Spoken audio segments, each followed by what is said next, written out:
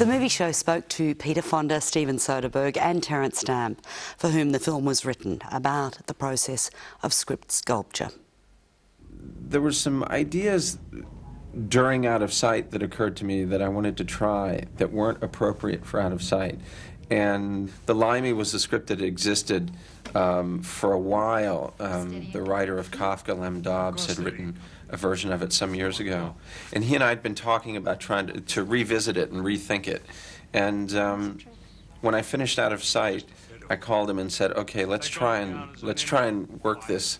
And we agreed beforehand that we were going to design it for Terence. Do you even remember the last time you saw her? I remember every time I saw her.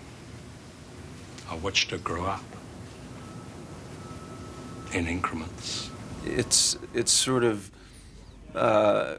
dealing with the issues of what happened to the 60s optimism and energy. And here were two examples, two different examples of how it got extinguished. One, Peter's character is a guy who, ripped off other people's dreams and made money.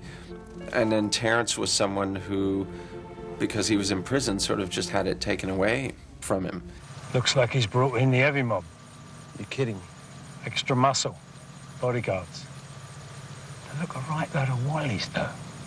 You should see them. Let me see. Patrolling up and down in front of the house. Let me see. What about these, man? 34 years ago, I met Terence in Taormina, Sicily, and we were the bad boys, and had a wonderful time and thought we should make a motion picture, not knowing when.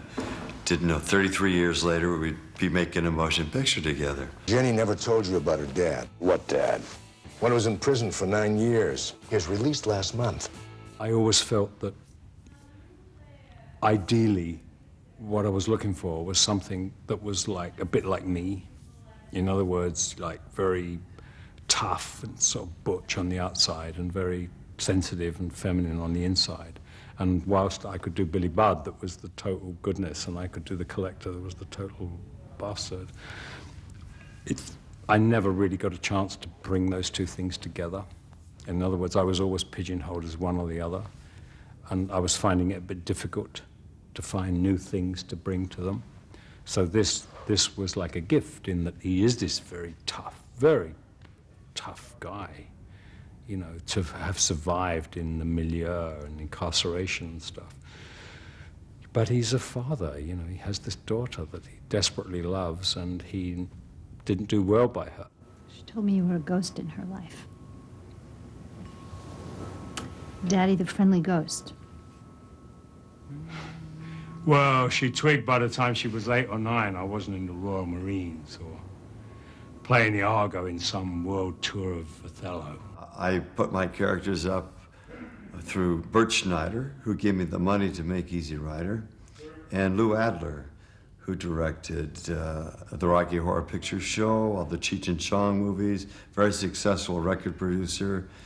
And Bert always has younger and younger girlfriends, and Lou married Paige Hanna, Daryl's younger sister, as an older fellow.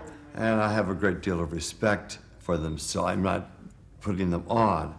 I have a respect for their capabilities. But they had certain qualities of when I knew them in the 60s, and I take those qualities and put them into this character. It seemed appropriate in this film because it was such a memory piece to move back and forth in the chronology of the story, hopefully in a way that's not confusing, but that just puts you in Terence's head. I mean, that's where the film takes place for the most part.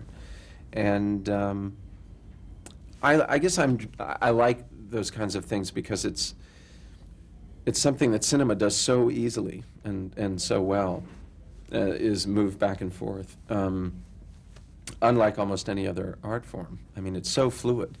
And so it's fun to sort of take a very straight genre film and see if you can, spin it up a little bit and tart it up and give it some new luster. People say, yeah, well, wasn't it funny seeing yourself old and seeing yourself young?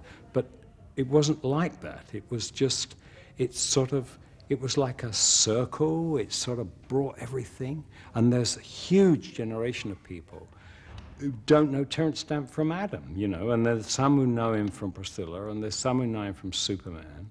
So for a huge part of the film-going public, they're going to be, my God, that guy, how long has he been, you know, what else did he do? I might get a few video sales.